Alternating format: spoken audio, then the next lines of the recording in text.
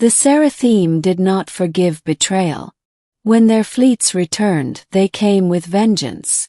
The human outpost on Arcturus IV became the front line of a war neither side wanted to lose. Selira insisted on fighting with us.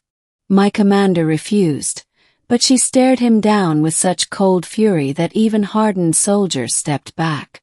"I will not watch from a cage while your kind bleed," she said. "If you fall, so do I. If you rise, then I will rise beside you." In the end he relented, and fight she did. The battle was unlike anything I had ever seen. Serathim against Serathim, human alongside alien, lines blurring into chaos. I stayed near her side, though not by command, by instinct. She moved like a blade given life, every strike precise, every motion purposeful. At one point I was nearly cut down by a plasma spear. She intercepted it, taking the burn across her arm, snarling in pain but refusing to let me fall.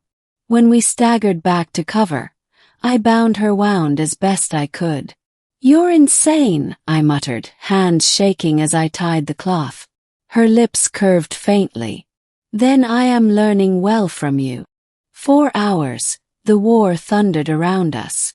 4 hours we fought as one. Between battles. When the attack finally broke and the Serathim retreated, we were left among the ruins once again. My body screamed with exhaustion, but my mind was sharper than ever. That night, under the shattered dome of what had once been a command center, I found her sitting alone. Her armor was ruined beyond repair, the bodysuit torn, her skin marked with fresh burns and scars. I sat beside her, silent at first. The stars above were dim, blurred by drifting smoke.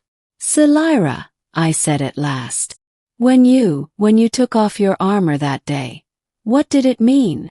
She turned to me, her golden eyes unreadable. "In my people's ways, armor is the self," she said quietly. "To remove it before another is to yield. To say, I am yours as I am." My breath caught. "I didn't know," I whispered. "I know." Her voice was almost a whisper too.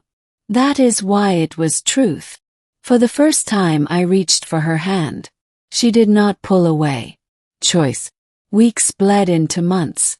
The war dragged on, with victories and losses staining the stars. But in every battle she was at my side. Word spread among the troops. Of the alien warrior who fought for humans.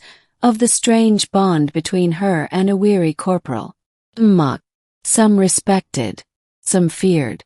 But none dared break what we had built.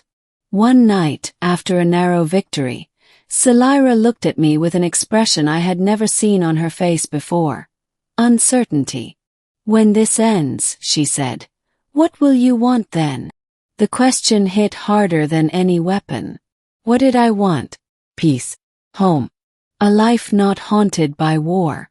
I looked at her, and I knew the truth. "You," I said again, but not as a joke this time. Not lightly. Not recklessly.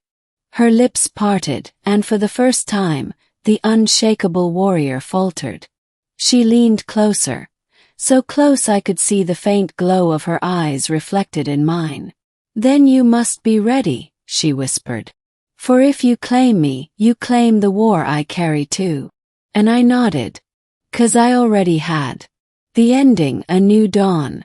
The war did not end quickly. Battles stretched across star systems, and both sides bled more than they should have. But Selira's choice, her defection, became a fracture in the Serathim's armor. Others followed. Not many, but enough. Whispers of doubt spread through their ranks. On the day a fragile treaty was signed, she stood beside me, no longer in chains, no longer distrusted, but acknowledged as one who had changed the course of history. As the ink dried and the stars burned quietly above, she turned to me once more. "What do you want, human?" she asked, the same words that had begun everything. I smiled, tired but certain. I already told you, I said. And I still mean it. Her golden eyes softened. This time she didn't remove her armor, because she no longer needed to. She had already given herself long ago, in fire and blood and truth. And in that moment, with the war finally receding and peace trembling on the horizon, I knew that the reckless joke of a weary soldier had become the vow of a lifetime.